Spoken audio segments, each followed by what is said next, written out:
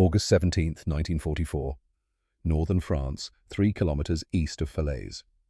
The GMC CCKW sat abandoned on the narrow farm road, canvas cover torn by shrapnel engine blocks still radiating heat into the late afternoon air. Smoke rose from the tree line where the Luftwaffe had made one of its increasingly rare appearances over France. The American convoy it belonged to had scattered into the hedgerows, leaving behind this single truck intact, waiting.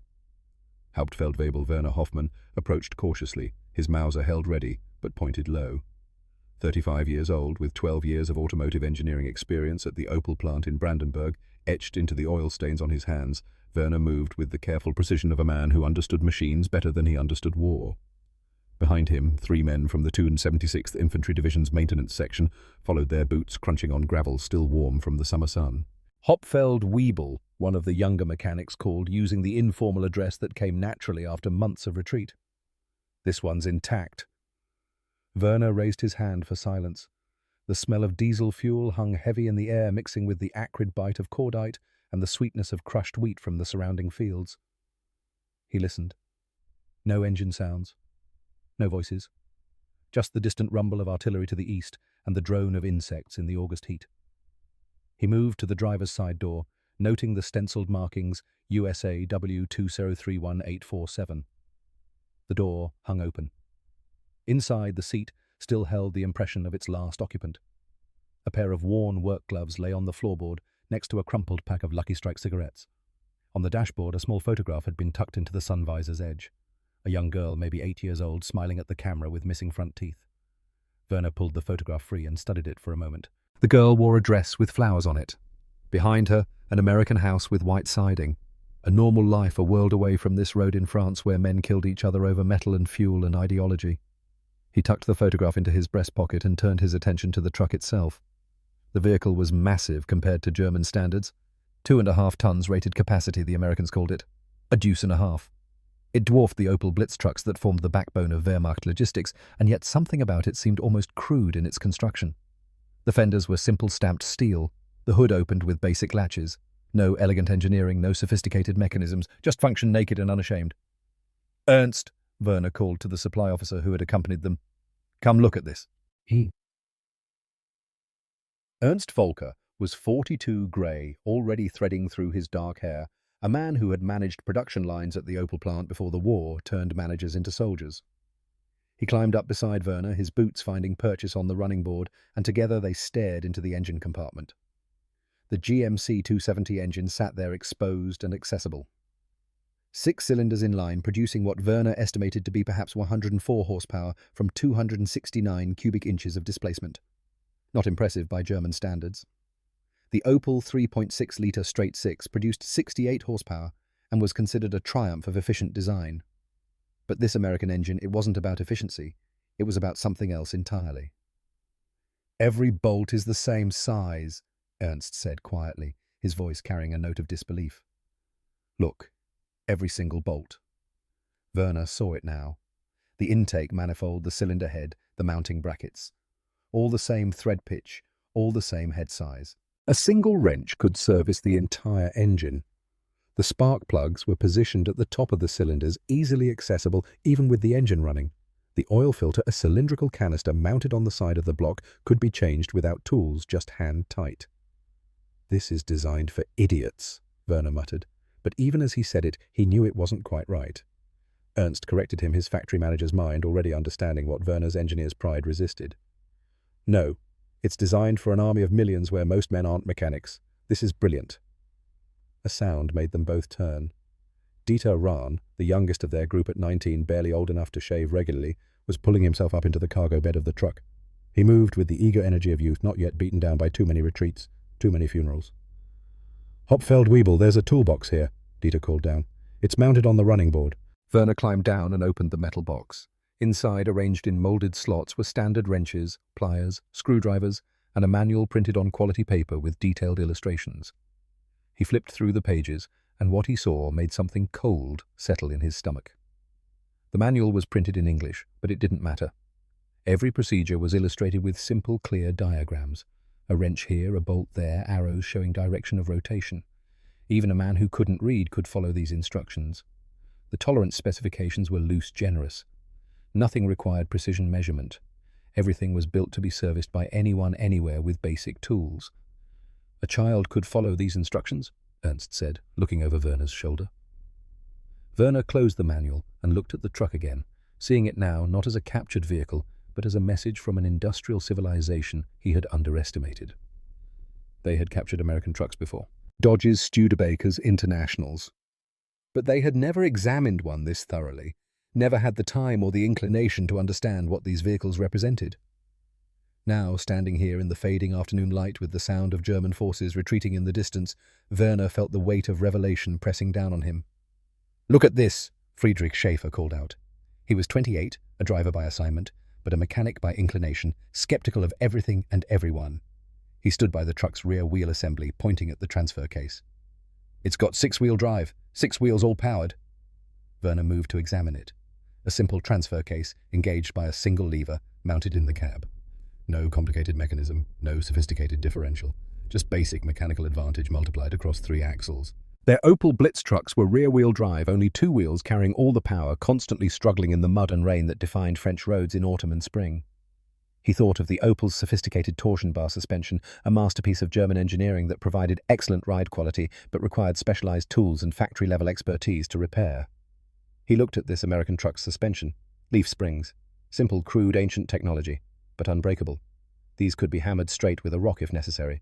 No special knowledge required, no precision measurements, just function and durability. "We need to test it," Werner said.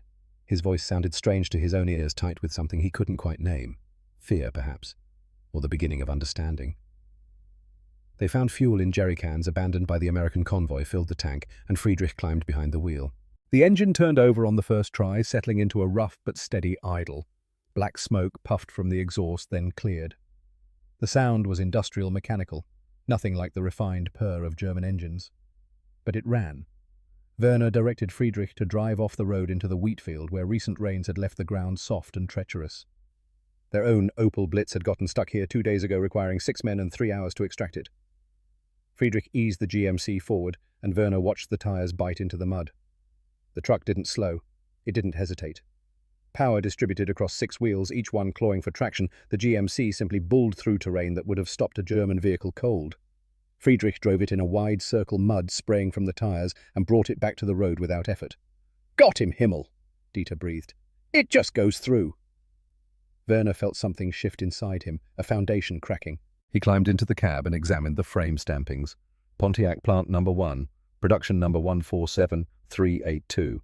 He ran his finger over the numbers, feeling the pressed metal beneath his touch. "Ernst," he called. "Come here." The supply officer joined him, and Werner pointed at the production number. "What does this tell you?" Ernst studied it for a long moment, his face very still. Then he did the calculation that Werner had already done, the arithmetic that changed everything.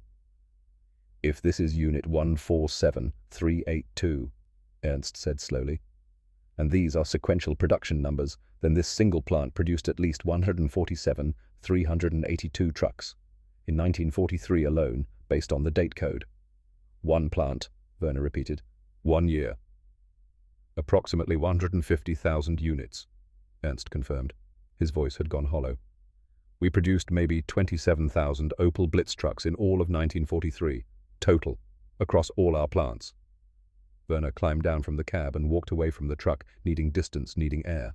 The sun was setting now, painting the smoke-stained sky orange and purple. In the distance he could hear the rumble of more vehicles, German units continuing their withdrawal toward the Seine. Dieter approached him cautiously. "Hopfeld-Wiebel, are you well?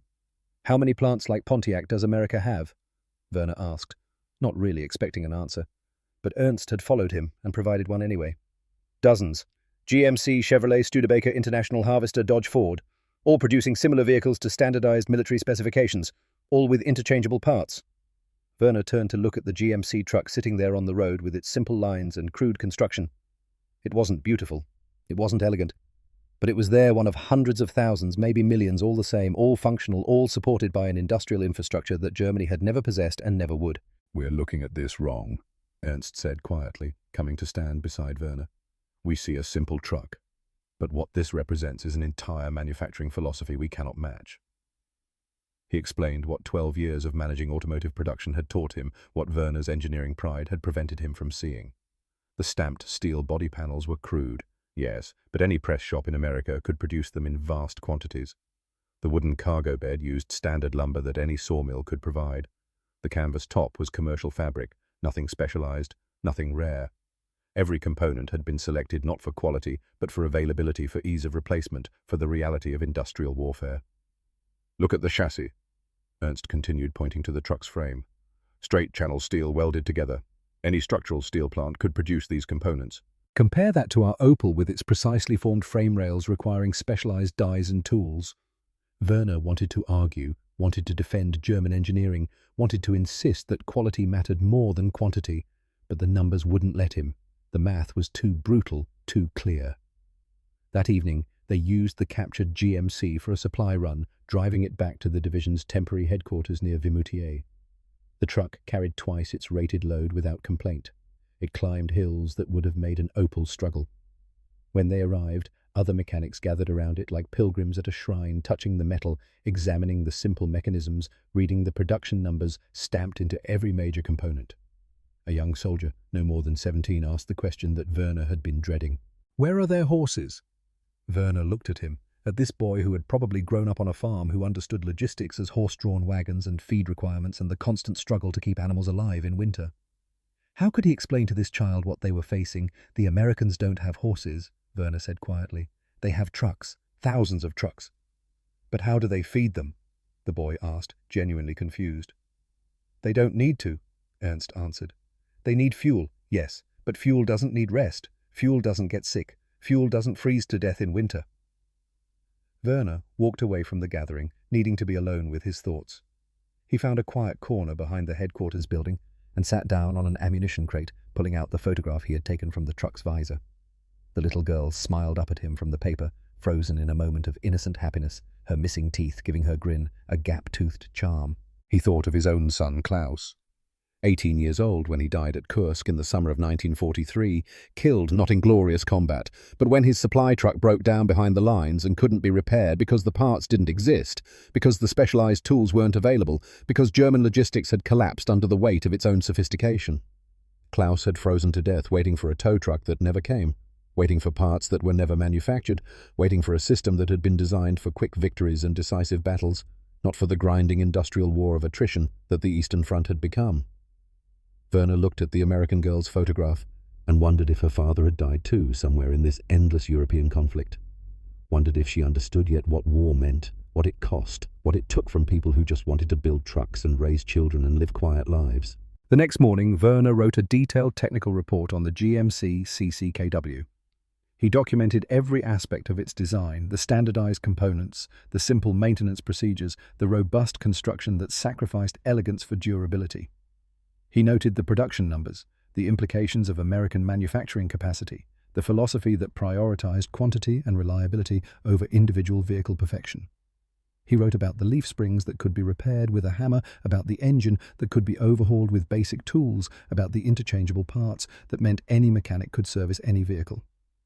He explained how the Americans had designed for an army of millions for soldiers with minimal training for the reality of sustained warfare rather than the theory of quick decisive campaigns.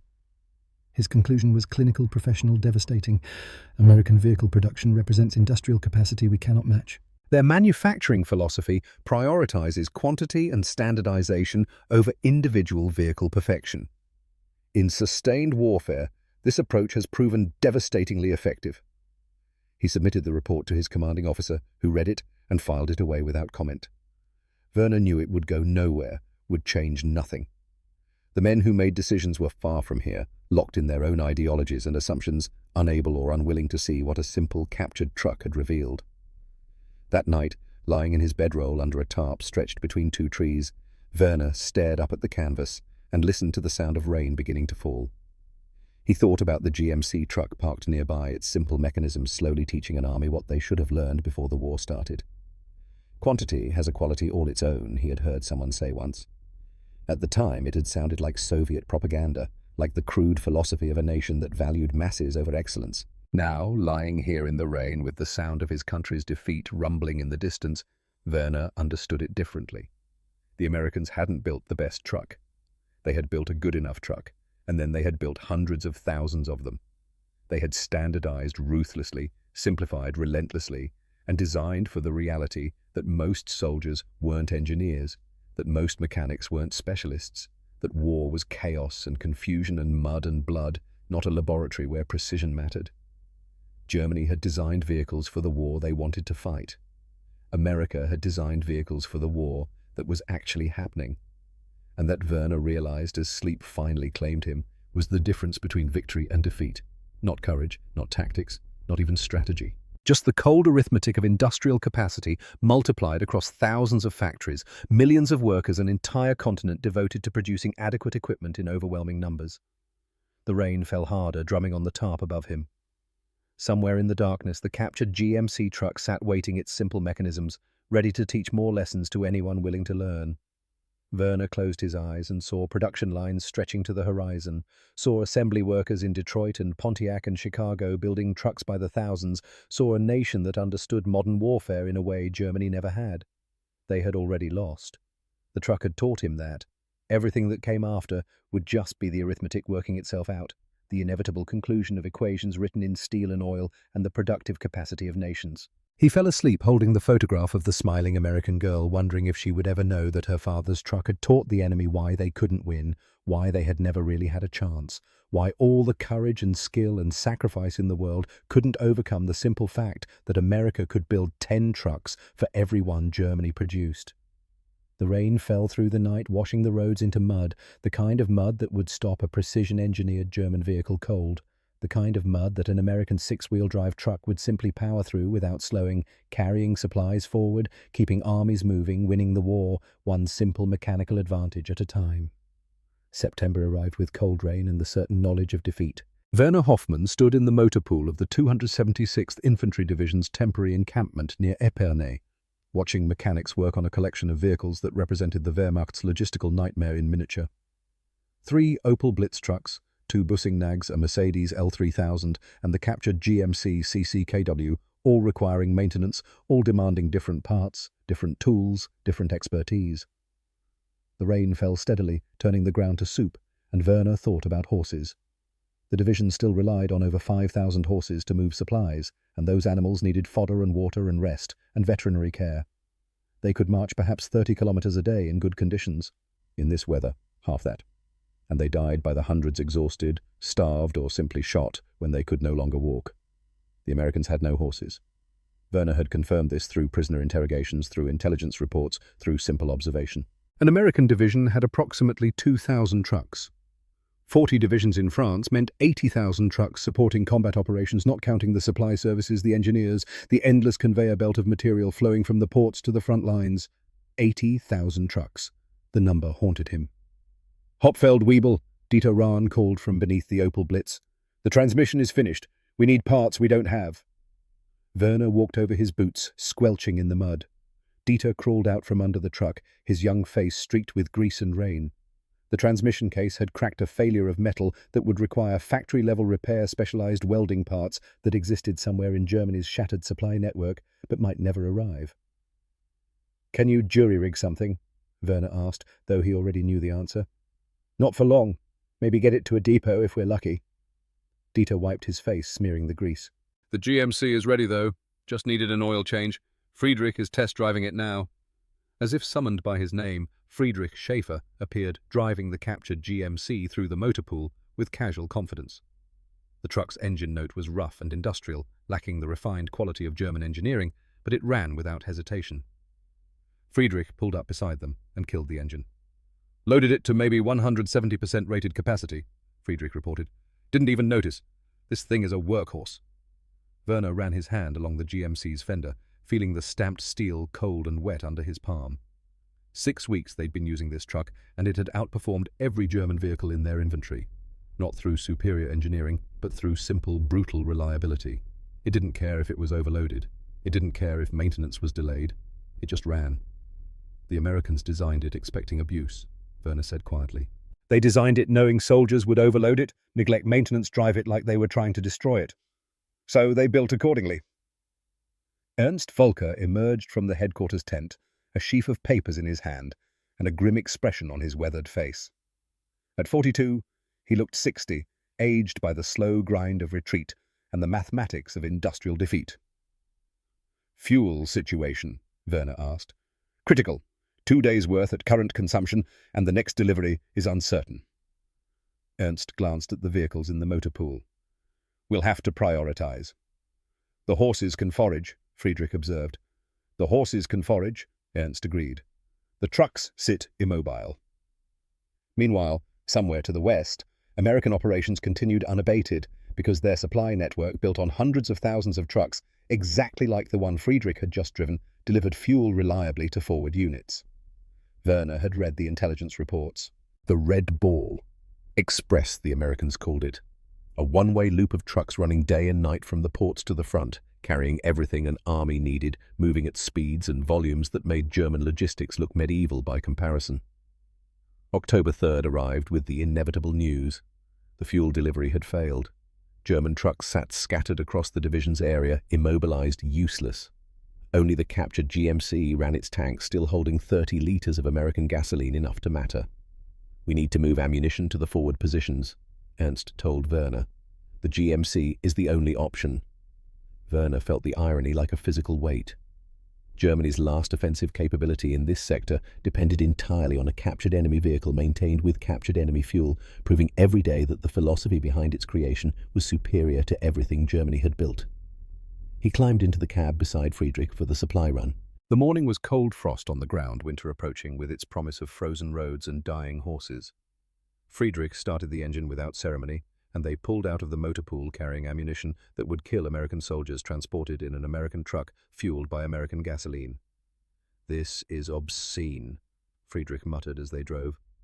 "This is war," Werner replied. They passed German supply columns on the road, and Werner watched with a professional eye. Horse-drawn wagons moved slowly through the mud drivers, walking beside exhausted animals. The wagons carried perhaps 500 kilograms each, maybe less.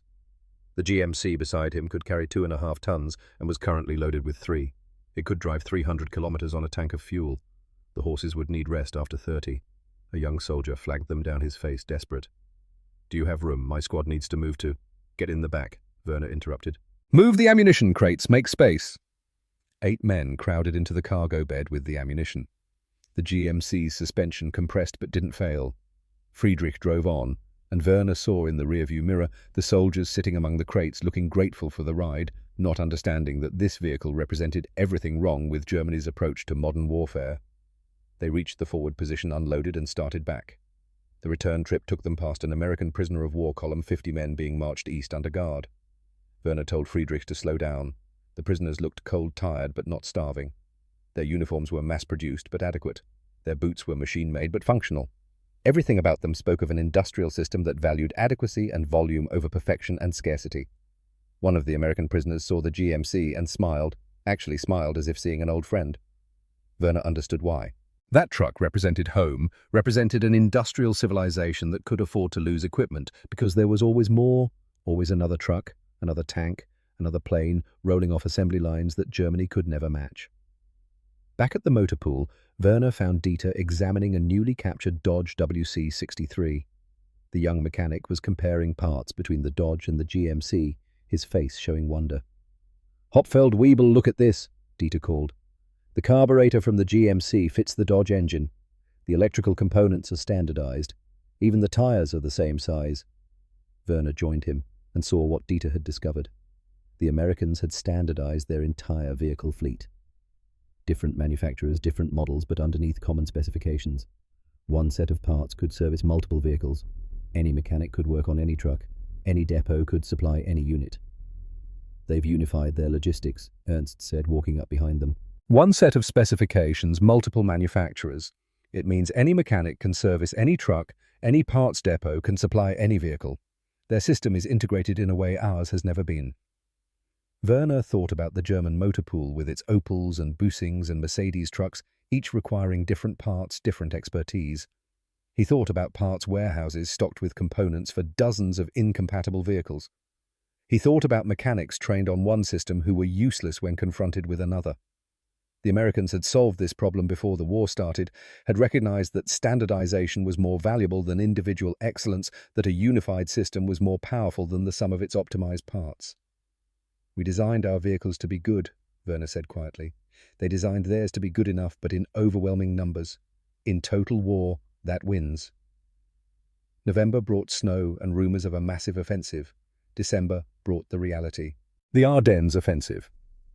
Hitler's last gamble in the West had a logistics plan that Werner read with growing horror.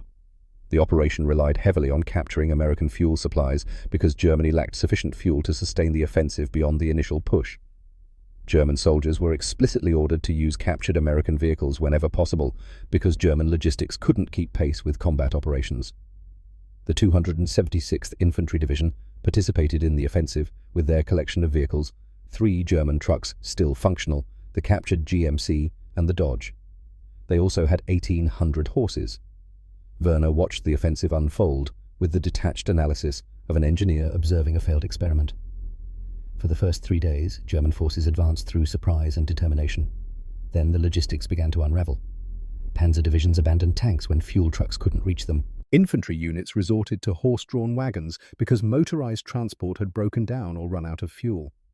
The captured American vehicles kept running islands of reliability in a sea of German mechanical failure. By December 20th, the offensive was already failing, not because of American resistance, though that was fierce, but because German logistics had collapsed under the weight of its own inadequacy. Werner drove the GMC forward with ammunition past German tanks sitting immobile beside the road, their crews standing nearby, looking lost and angry. "We've run out of fuel," a tank commander told him. 3 days ago, we've been waiting for resupply. Nothing has come." Werner looked at the Panther tank, a masterpiece of German engineering, 70 tons of steel and firepower rendered useless by an empty fuel tank. He thought about the Sherman tanks he'd seen abandoned by Americans, how they would simply call up another one, how they had so many that losing equipment wasn't a crisis, just an inconvenience. "Do you have any to spare?" the tank commander asked, eyeing the GMC. "This runs on gasoline, not diesel," Werner replied. "I can't help you." He drove on, leaving the Panther crew standing in the snow, and felt something break inside him. Not sudden, not dramatic, just a quiet acceptance of reality that had been building since August, since that first captured truck taught him the lessons Germany had refused to learn. The American counteroffensive came on December 22nd. Werner watched American supply operations from a distance, professional admiration mixed with despair. Trucks moved in endless convoys, supplies flowing forward with mechanical precision. When American vehicles broke down, they were often simply abandoned and replaced because new trucks arrived faster than repairs could be completed. "They've built an army that runs on logistics," Ernst observed, standing beside Werner on a hillside overlooking a road thick with American traffic. "And they've built logistics that can't be stopped." "Our army was built assuming we'd fight short campaigns," Werner replied. "Tactical excellence would overcome material disadvantages. We never planned for this years of sustained combat against an enemy that produces equipment faster than we can destroy it." On Christmas Day, Werner sat in the cab of the GMC engine running for heat and wrote another report. This one he didn't bother submitting to command. He wrote it for himself for clarity, for the record of lessons learned too late.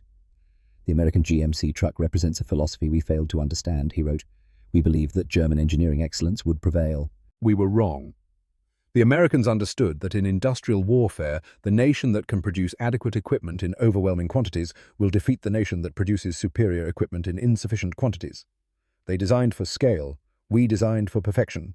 Scale won." He paused, looking out at the snowy landscape, at the wreckage of Germany's last offensive scattered across Belgian fields. In the distance he could see smoke rising from burning vehicles, both German and American, but he knew which nation could afford their losses and which couldn't. "The GMC CCKW is not technically superior to the Opel Blitz," he continued writing. "In many ways it is inferior, less fuel efficient, less maneuverable, cruder in construction. But it is superior in the only metric that matters in total war. It exists in numbers we cannot match. It can be maintained by soldiers with minimal training, and it continues functioning under conditions that would disable our vehicles." Friedrich knocked on the window and Werner rolled it down. "We're pulling back," the driver reported. "The offensive has failed. We're to withdraw to defensive positions." Werner nodded and put away his notebook. He climbed out of the warm cab into the December cold and looked at the captured American truck one more time. 6 months they'd been using it. 6 months of learning lessons that came too late. understanding that arrived after the opportunity to act on it had passed. The retreat began on December 26th. The Opel trucks subjected to the same harsh conditions as the GMC had mostly broken down. Precision engineering couldn't tolerate the abuse of sustained combat operations. The GMC still ran. The Dodge still ran.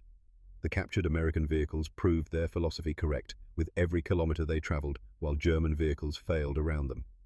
By January, the 276th Infantry Division was defending positions in the Rhineland, what was left of it. Werner watched American supply operations across the river with the clinical eye of an engineer observing a superior system.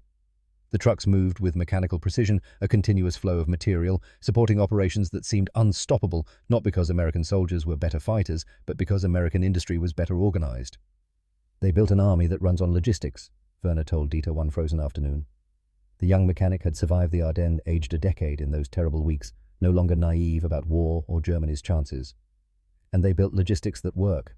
We built an army assuming tactical excellence would overcome material disadvantages. That assumption has killed us." "Could we have done it differently?" Dieter asked. "Built trucks like theirs?" Werner considered the question seriously. "We could have tried, but it would have required changing everything. Our manufacturing philosophy, our engineering education, our military doctrine. We would have needed to abandon the pursuit of perfection and embrace adequacy. German culture doesn't do that easily." "Maybe German culture will have to learn," Dieter said quietly. On March 15th, American forces crossed the Rhine in overwhelming strength. Werner watched from a bunker as the invasion unfolded, as trucks poured across pontoon bridges faster than German artillery could target them. The supply system was so efficient, so redundant, that destroying individual vehicles meant nothing. There were always more trucks, always more supplies, always more of everything. "How many do you think they have?" Friedrich asked, watching through binoculars. "Millions," Ernst answered. He had aged years in the past months, his hair now completely grey. "They produced 2.4 million military trucks during the war. We produced maybe 100,000 Opel Blitz total.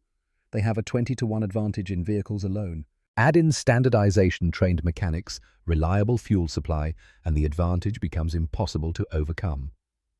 Werner thought about his son Klaus, frozen to death in Russia, waiting for parts that never came. He thought about the tank crews abandoned in the Ardennes without fuel.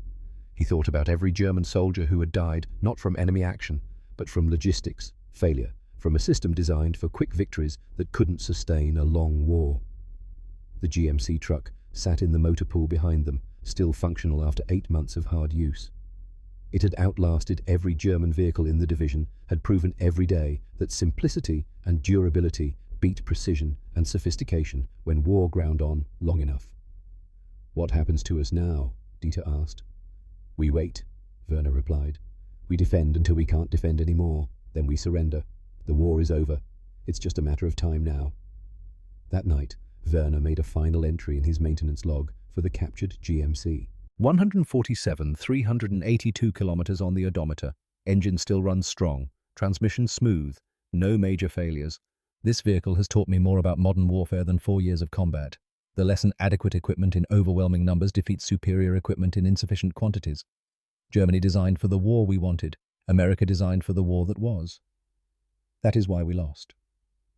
He closed the log and sat in the darkness of the bunker, listening to artillery in the distance, thinking about assembly lines in Detroit and Pontiac, about American workers building trucks by the thousands, about an industrial system that understood scale in a way Germany never had. The Americans would be here soon. The 276th Infantry Division would surrender, and Werner would become a prisoner transported in American trucks, guarded by American soldiers, living proof that the nation with the best logistics, not the best tactics or the best soldiers, ultimately won modern wars. The captured truck had taught him that. Everything else was just details, just the arithmetic of industrial capacity working itself out to its inevitable conclusion. He had learned the lesson. Germany had learned the lesson. But learning came too late after the war was already lost, after hundreds of thousands had died fighting against mathematics they couldn't overcome. Werner closed his eyes and saw production lines stretching to infinity, saw trucks rolling off assembly lines one after another, saw a nation that had understood the future of warfare while Germany clung to the past. The lesson was complete. Now came the aftermath, the reckoning, the long process of accepting defeat and learning to live with it. The GMC sat outside in the darkness, engine cold but ready to start, ready to run another 100,000 kilometers if needed. ready to teach anyone willing to learn that in total war, good enough multiplied by overwhelming numbers beats perfection every time, every. April 18th, 1945. The order came at dawn. Cease resistance. Prepare for surrender. The 276th Infantry Division. What remained of it would lay down arms by noon. Werner Hoffmann stood in the motor pool one last time, looking at the vehicles that had carried them through the final months of Germany's defeat. 2 Opel trucks sat silent, their engines seized from lack of oil, their transmissions frozen from metal fatigue and absent maintenance. The captured GMC CCKW idled quietly beside them, its rough industrial heartbeat steady and reliable after 8 months of continuous operation. Ernst Volker approached carrying a small leather satchel that contained the division's maintenance records. At 42, he looked 20 years older, his face gaunt from inadequate rations, his hands shaking slightly from exhaustion that went deeper than mere physical fatigue. "They're forming us up for transport," Ernst said. "The Americans will be here within the hour." Werner nodded, not trusting his voice. He walked to the GMC and placed his hand on the hood, feeling the warmth of the engine through the metal. This vehicle had taught him everything about industrial warfare, about the philosophy of design, about why Germany had lost before the first shot was fired. Dieter Rahn emerged from the maintenance shed, carrying his personal kit. At 19, the boy had become a man in these terrible months, his youthful eagerness replaced by a kind of quiet competence that came from surviving when so many hadn't. Friedrich Schaefer followed behind him, limping slightly from a wound taken during the Rhine fighting, but alive, functional, still capable. "Do we destroy it?" Dieter asked, gesturing at the GMC. "Standard procedure for captured equipment." "No," Werner interrupted. "Let it go home. It's taught us enough." The sound of engines grew louder. American trucks, a convoy of them rolling into what had been German-held territory with the casual confidence of victors who knew the war was already won. Werner counted them automatically, a habit ingrained from months of observation. 20 GMC trucks identical to the one beside him. Behind them, Dodge WC-63s, Studebakers Internationals, all the products of American mass production, all moving with mechanical precision. The convoy stopped and American soldiers dismounted, weapons ready but not aggressive. They had the look of men who had fought hard but expected no real resistance now. Their uniforms were worn but adequate. Their equipment was functional. Everything about them spoke of an industrial system that had outproduced Germany so thoroughly that the outcome had never really been in doubt. An American officer approached a captain by his insignia, perhaps 30 years old. He surveyed the German motor pool with a professional eye, noting the dead Opel trucks and the running GMC with what might have been amusement. "You're the maintenance section?" he asked in accented but understandable German. "Hauptfeldwebel Werner Hoffmann," Werner replied, giving his rank. "Yes, sir. We are the mechanics." The captain walked to the GMC and examined it with obvious recognition. He ran his hand along the fender exactly as Werner had done 8 months earlier, reading the vehicle like a familiar text. "Serial number 147382, the captain read. "Pontiac plant number 1, 1943 production. This truck was reported lost in August near Falaise." He looked at Werner with something that might have been respect. "You kept it running all this time?" "Yes, sir. It required minimal maintenance." "I imagine it did." The captain smiled slightly. "These things are built to be damn near indestructible. How many kilometers?" "Approximately 150,000, sir, since we captured it." "Captured?" The captain whistled softly. "That's more than most do in their entire service life. You must be a good mechanic." Werner didn't know how to respond to that. He had maintained the vehicle that helped defeat his own country, had kept running a machine that proved every day why Germany lost. Was that skill or treason, competence or collaboration? "We're establishing a prisoner processing center near Koblenz," the captain continued. "We need mechanics, German mechanics who know American vehicles. You and your men, you'll be assigned there. Better than a standard POW camp. Better food, better conditions. You'll be maintaining equipment for occupation forces." "You want us to maintain your vehicles?" Ernst asked, his voice tight with some emotion Werner couldn't quite identify. "War's over for you," the captain said simply. "But trucks still need maintenance. You've got skills we need. Use them or sit behind wire and starve. Your choice." Werner looked at his men. Dieter young and capable, his whole life ahead of him. Friedrich, wounded but alive. Ernst, who had seen the arithmetic of defeat coming long before most. They needed to survive. Pride was a luxury for people who hadn't lost everything. "We accept," Werner said. "We will maintain your vehicles." The journey to Koblenz took 6 hours in the back of an American truck. Ironically, not a GMC, but a Studebaker, proving the point about standardization that Werner had learned so painfully. They passed through devastated German towns, saw the wreckage of their nation scattered across the countryside, watched German civilians standing by roadsides looking lost and defeated. The processing center was enormous, a former Wehrmacht base now converted to American use. Motor pools stretched across hectares filled with hundreds of trucks in various states of repair. Werner saw GMCs, Dodges, Studebakers, Internationals, Chevrolets, the entire catalogue of American automotive production, all requiring maintenance, all kept running by a logistics system that seemed to have anticipated every need. They were assigned to Motor Pool 7 under the supervision of an American motor sergeant named Eugene Hartford. At 38, he was older than most of the soldiers around him with the weathered hands and permanent oil stains of a career mechanic. He looked at Werner and his men with neither hostility nor friendship, just professional assessment. "You know these vehicles?" Hartford asked in heavily accented German.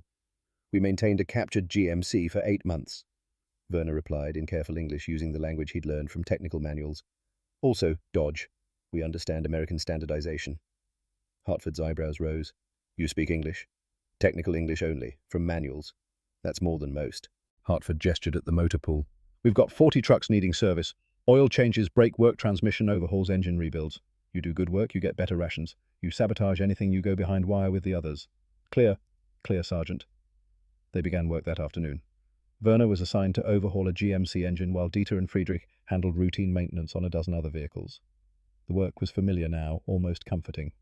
Bolt patterns he knew by heart, procedures he'd performed hundreds of times, the simple logic of American mechanical design.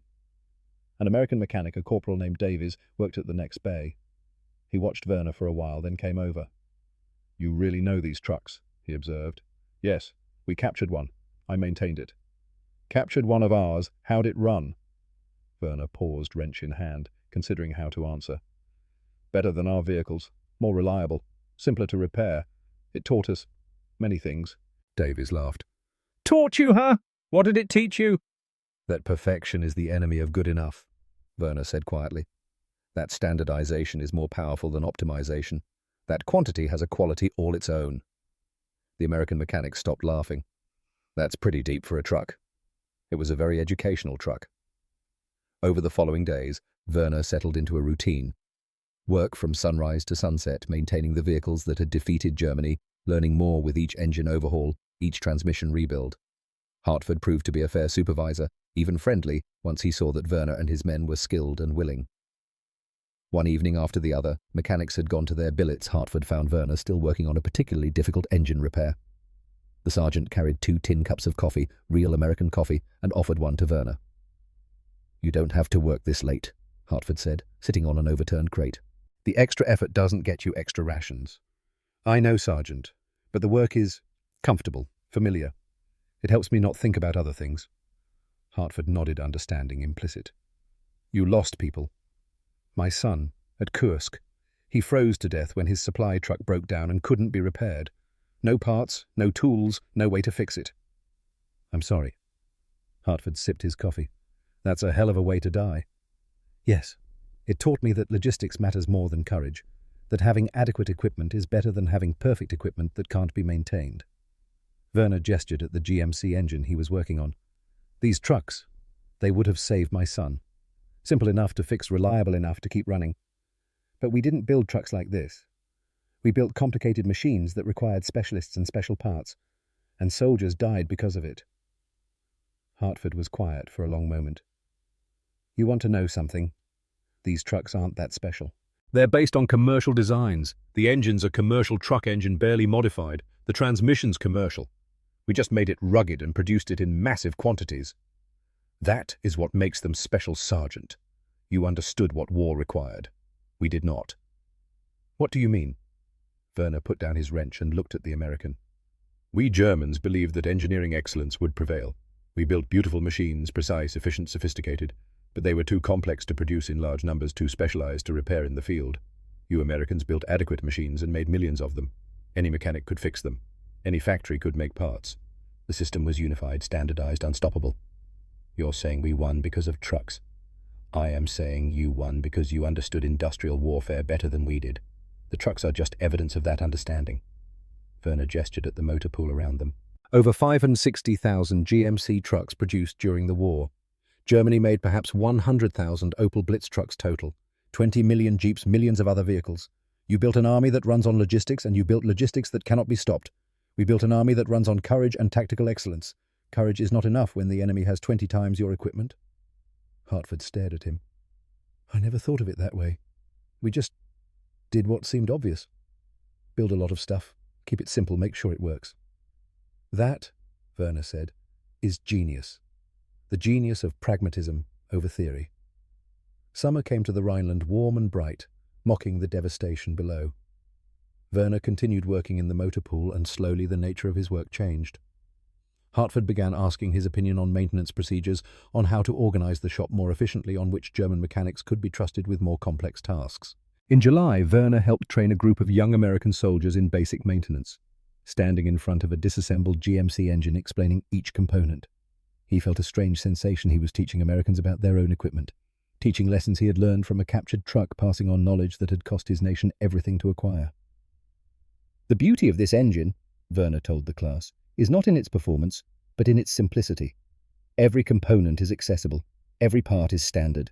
You do not need to be a master mechanic to maintain it. You need basic tools and the willingness to follow instructions. This is democratic engineering equipment designed for millions of ordinary people, not hundreds of specialists. One of the students raised his hand. But wouldn't a better designed engine be more efficient? Better for what purpose? Werner countered. In peacetime, yes, efficiency matters. In war, reliability matters. Ability to repair in the field matters. An engine that is 90% as efficient but twice as reliable and 3 times as easy to fix is actually the better engine for military use. Germany learned this lesson too late. Hartford, watching from the back of the classroom, nodded approvingly. In September, Werner received unexpected news. The German automotive industry was being rebuilt under Allied supervision, and they needed experienced engineers and mechanics who understood both German precision and American mass production techniques. Hartford had recommended him. You could go back to Germany, the sergeant told him. Work at one of the new plants. They're trying to merge the best of both approaches, German quality control with American production methods. Probably need people who've seen both sides. Werner thought about it for a long time. Return to Germany helped rebuild the industry that had failed to understand modern warfare. Use the lessons learned from 8 months maintaining a captured truck, from 9 months maintaining the victor's vehicles. Turn defeat into education loss, into growth. Yes, he said finally.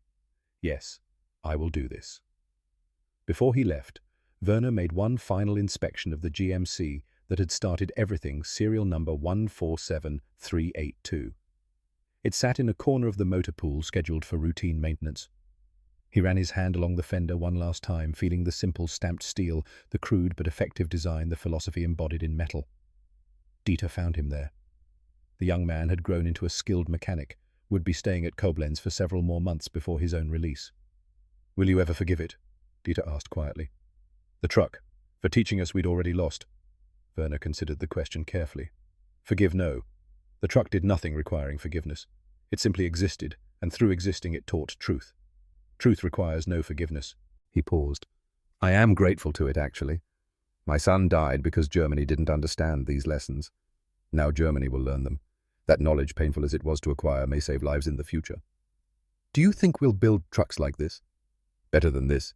We'll combine German precision with American pragmatism. We'll learn that good enough in large quantities beats perfection in small numbers. We'll teach the next generation of engineers that the customer matters, whether that customer is a soldier in combat or a farmer hauling grain. We'll design for reality, not theory. Werner smiled slightly. The Americans taught us that. This truck taught us that. October 1946. Frankfurt Reconstruction Depot. Werner stood in front of a classroom of young German men, former soldiers and civilians alike, teaching them vehicle maintenance. A GMC truck donated by the American occupation forces sat at the front of the room as a teaching aid.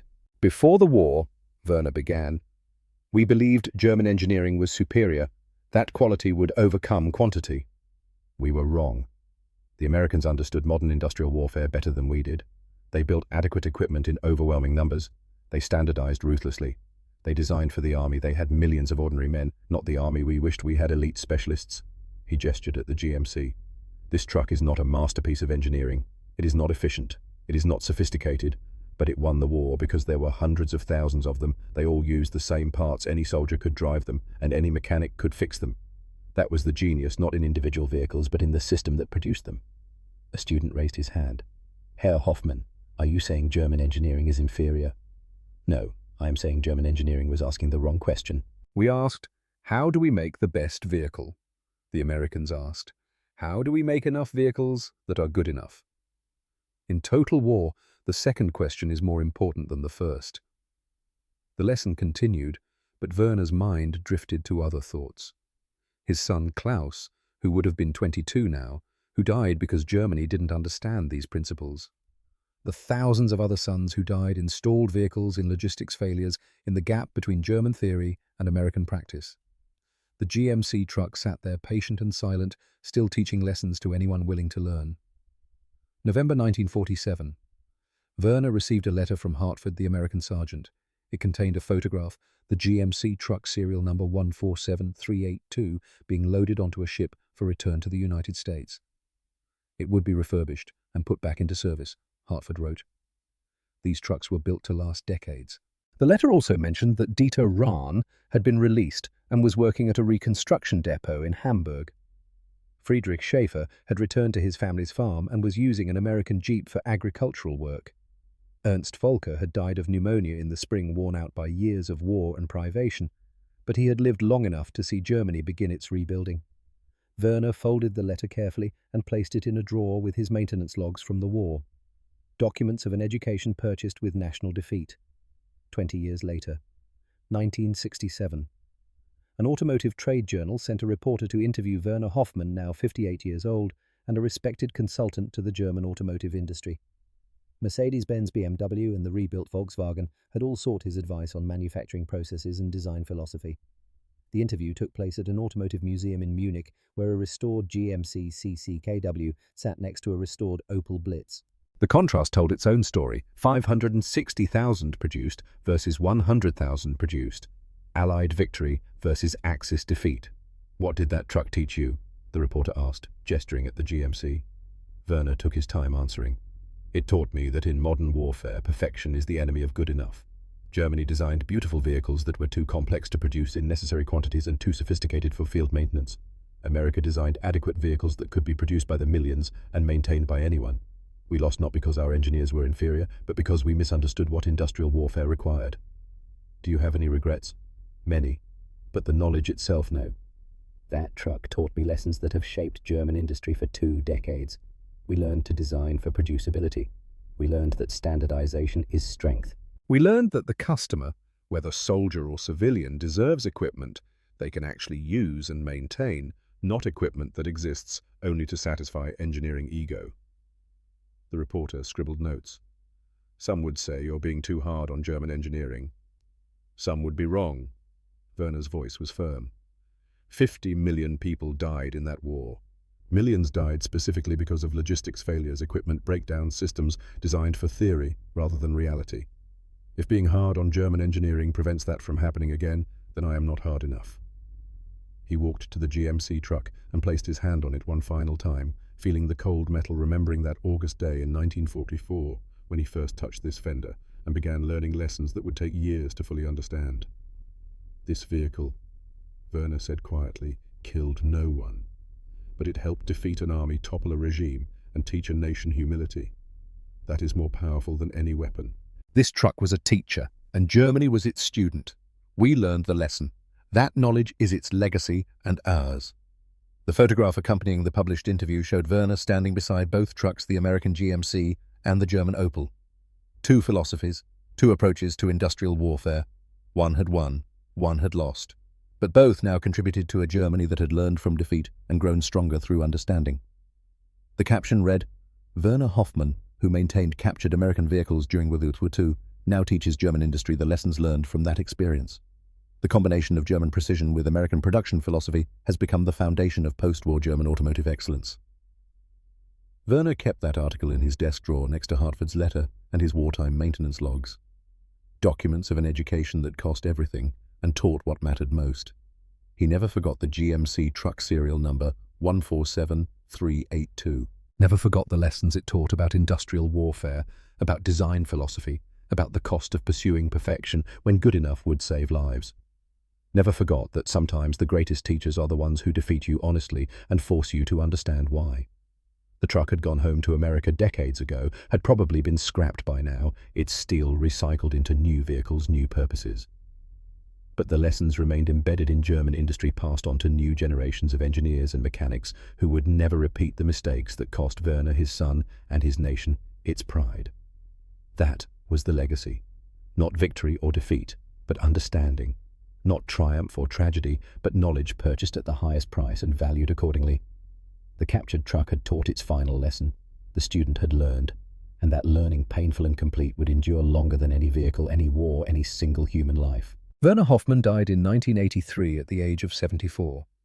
His obituary noted his contributions to German automotive industry, his role in merging German precision with American production methods, his decades of teaching young engineers to design for reality rather than theory. It did not mention a captured GMC truck serial number 147382. But those who had known him, who had learned from him, understood that everything he taught traced back to that vehicle, to those 8 months maintaining it, to the lessons learned from an enemy who won through pragmatism rather than perfection. The truck's final lesson endured, passed on through generations, embedded in the philosophy of an industry rebuilt on the ashes of defeat and the wisdom earned through loss. Sometimes the greatest teachers are the ones who show you honestly and completely why you failed. The GMC had been that teacher. Germany had been its student. And the education, though it cost everything, proved invaluable in the end.